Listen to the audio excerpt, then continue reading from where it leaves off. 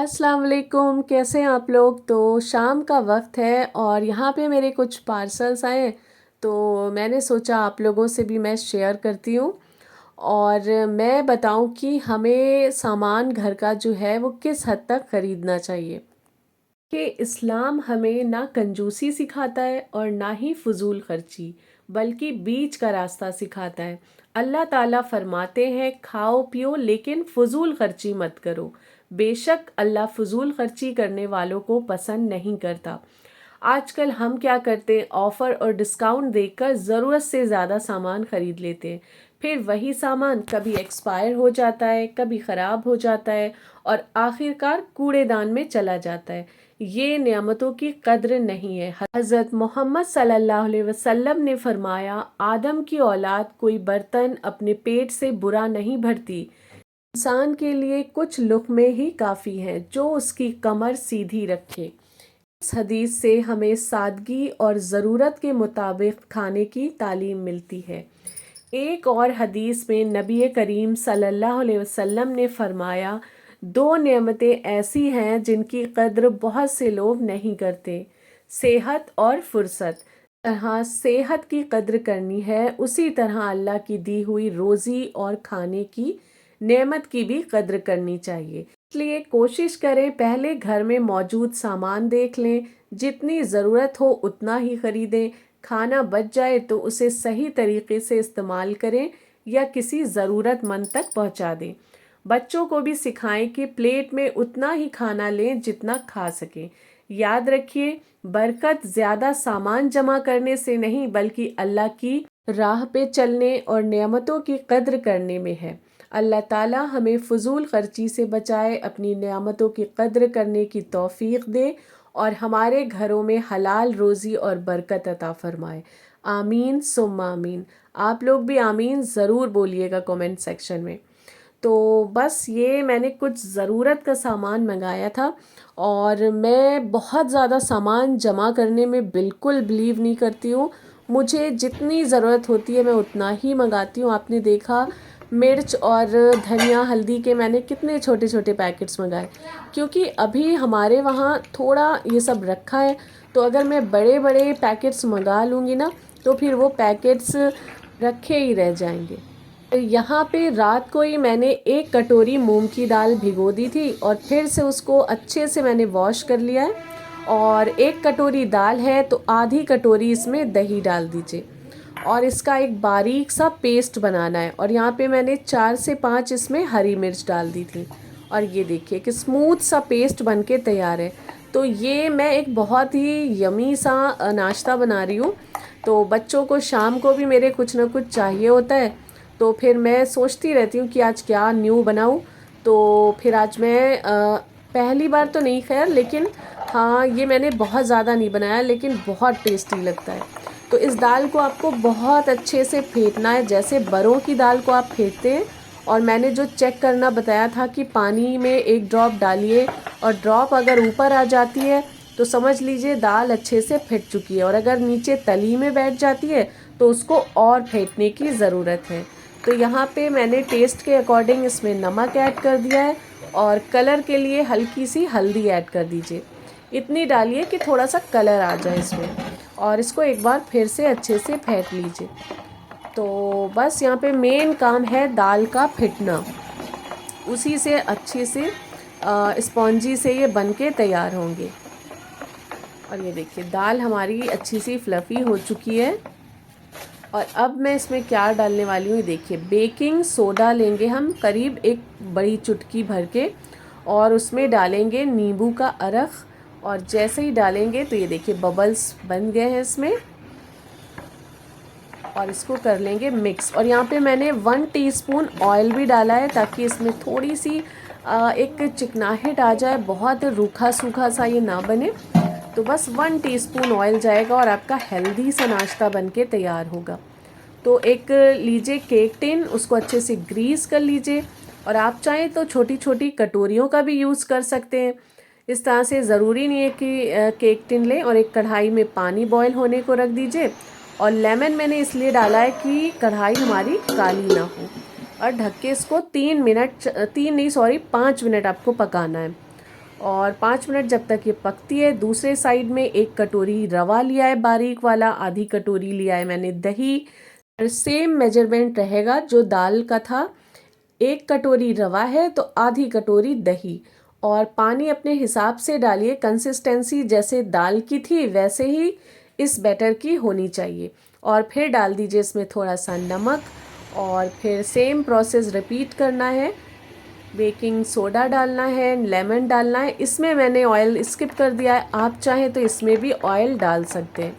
और इसको भी बहुत अच्छे से स्मूथ सा एक पेस्ट आपको बना लेना है।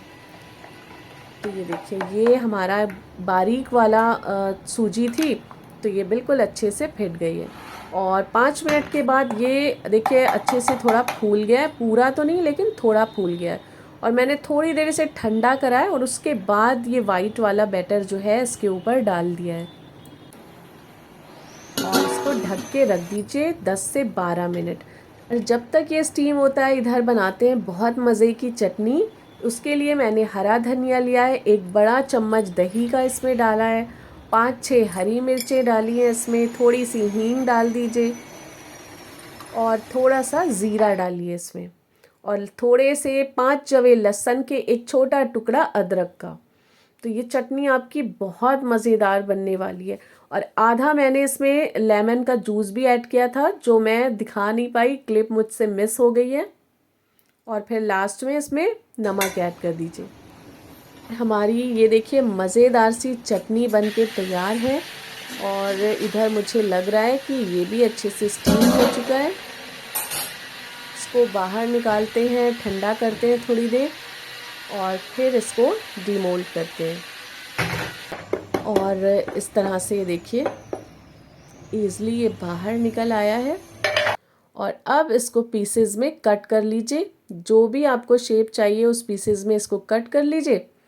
और आपका मज़ेदार सा और हेल्दी नाश्ता बनके तैयार हो जाएगा। और चटनी के साथ ये क्या लाजवाब लग रहा था, बहुत मज़े का।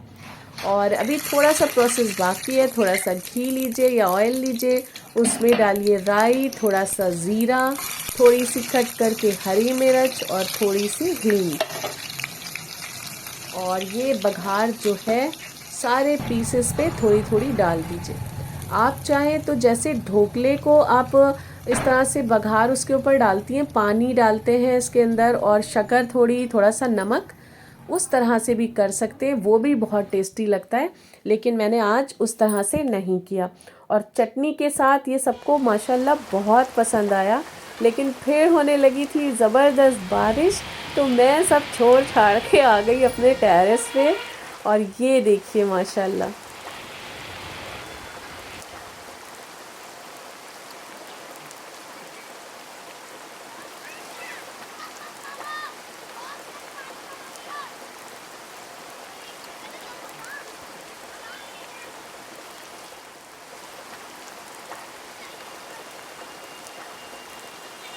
और आज बहुत ज़बरदस्त वाली बारिश हो रही है इतने दिनों बाद, तो माशाल्लाह बहुत अच्छा लग रहा है।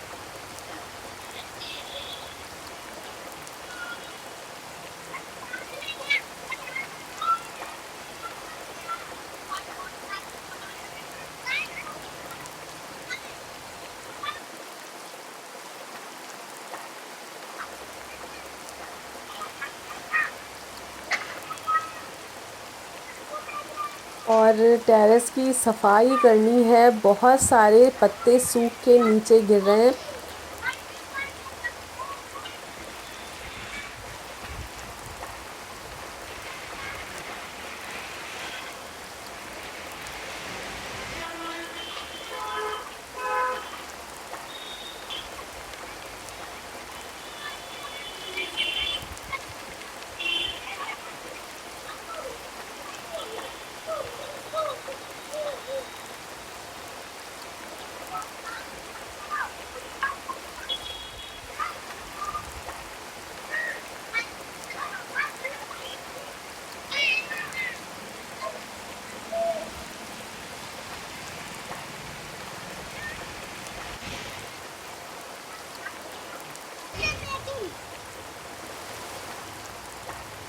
इस बार माशाल्लाह से 4-5 बैगन एक साथ बड़े हुए, तो मैं इंशाल्लाह अपने गार्डन के बैगन की सब्ज़ी बनाऊंगी। तो हम लोग ज़्यादा खाते तो नहीं है बैगन, लेकिन मैंने सोचा है कि ये फर्स्ट जो बैगन निकल रहे हैं इनकी मैं आलू बैगन की सब्ज़ी बनाने वाली हूँ। तो ये देखिए कितने प्यारे लग रहे, छोटे से प्लांट में 4-5 बैगन एक साथ।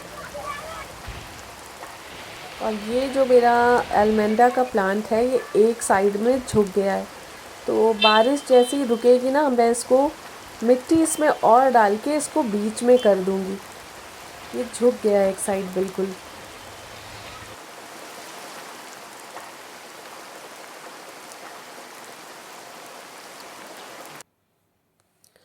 तो बस फिर मैं नीचे आ गई थी और यहाँ पे अदा करते हैं नमाज।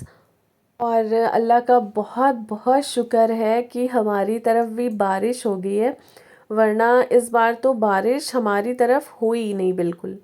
और पिछले साल माशाल्लाह इतनी अच्छी बारिशें हुई थी कि बहुत अच्छा लगता था, और इस साल तो बिल्कुल ऐसा लग रहा था कि बारिश का ये मौसम ही नहीं है। और आज इतनी अच्छी बारिश हुई कि दिल खुश हो गया मेरा। तो बस अब चलते हैं किचन में और बनाते हैं डिनर। तो आज मैंने बनाया है सोया आलू की सब्ज़ी, चावल, और अब बनाते हैं रोटी। तो माशाल्लाह से मेरे हस्बैंड को नॉनवेज बहुत ज़्यादा पसंद है, तो ज़्यादातर हमारे वहाँ गोश्त वगैरह ही बनता है। तो मेरे बेटे को आलू और सोया की सब्ज़ी बहुत पसंद है, सोया मेथी जो होता है ग्रीन। तो फिर आज मैंने उनकी पसंद की सब्ज़ी बनाई है। और रोटी आज मैं आप लोगों के साथ इसलिए शेयर कर रही हूँ, देखिए मैं भी कोई परफेक्ट नहीं हूँ कि हर चीज़ मुझे आती है। तो मैंने बचपन से देखा है और मैंने किया भी है कि रोटी हम लोग डायरेक्ट गैस पे ही सेकते थे। लेकिन अब कहते हैं कि डायरेक्ट गैस पे रोटी नहीं सेकना चाहिए, तवे पे सेकना चाहिए, बहुत नुकसान करती है। तो मेरी आदत तो दूसरी तरह से थी, तो मुझे ये बनाने में थोड़ी सी परेशानी हो रही थी। तो अब धीरे धीरे मेरी आदत पड़ रही है और मैं सीख रही हूँ। तो मैं आपको दिखाऊं कि माशाल्लाह अब सीधे तवे पे ही मेरी रोटी फूलने लगी है। और वैसे मैं डायरेक्ट जब बनाती थी तब तो बहुत अच्छी रोटी बनती थी, एकदम फुल के सारी रोटियां फूली फूली। लेकिन अब देखिए इस तरह से भी रोटी फूलने लगी है, तो मुझे बहुत खुशी हो रही थी। ये देखिए इस तरह से। और मुझसे इस तरह से बनती नहीं थी रोटी, मैं बहुत सोचती थी, प्रैक्टिस कर रही थी। लेकिन रोटी वैसे ज़्यादातर मेरी बेटी ही बनाती है, लेकिन मैंने एक आध बार प्रैक्टिस की लेकिन हो नहीं रहा था। और अब 2-3 दिन से ये देखिए तवे पे ही मुझसे रोटी फूलने लगी है, तो फिर मुझे बड़ी खुशी हुई। मैं जब भी कोई काम सोचती हूँ कि ये मुझे आता नहीं, मुझे करना है, तो फिर मैं उसके पीछे पड़ जाती हूँ जब तक मैं वो करना सीख नहीं जाती हूँ। ये मेरा कुछ नेचर है। तो हमारी सारी रोटियां माशाल्लाह फूल गई थी। तो मैंने सोचा आप लोगों से भी मैं शेयर करूं। और एक आध बार मैंने डायरेक्ट सेकी थी, तो मेरे जो प्यारे प्यारे सब्सक्राइबर हैं उन्हें मेरी फ़िक्र रहती है, तो उन्होंने मुझे कमेंट भी किया था कि आप प्लीज़ डायरेक्ट गैस पे रोटी मत सेका करें और तवे पर ही सेका करें। तो फिर मैंने प्रैक्टिस करी और मैं उसमें कामयाब हो गई माशाल्लाह। और ये देखिए मेरे हस्बैंड रोज़ फ़ोन करते हैं शाम को कि खाने में क्या बना है, और जैसे ही उन्हें पता चला कि सोया आलू की सब्ज़ी बनी है, वो अपना इंतज़ाम लेके आ गए, कीमा और घुइयाँ। तो माशाल्लाह से मेरे हस्बैंड की ये आदत मुझे बहुत पसंद आती है कि वो कभी भी अगर मैं खाना बना चुकी हूँ तो मुझसे कभी नहीं फिर कहते हैं कि ये बना दो, वो खुद से बनाने लगते हैं। फिर उनको एहसास होता है कि एक इंसान अभी पूरा खाना बना के बैठा है और दोबारा फिर उससे कहना, तो उनका बहुत ही एहसास वाला मिजाज है माशाल्लाह। अल्लाह उनको सेहत और आफ़ियत वाली ज़िंदगी दे।